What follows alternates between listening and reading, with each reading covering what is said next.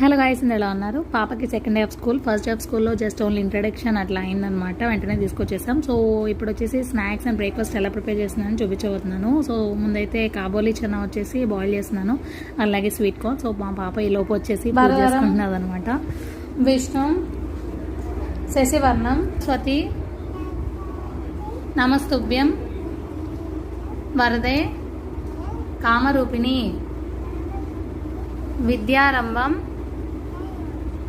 కరిష్యామి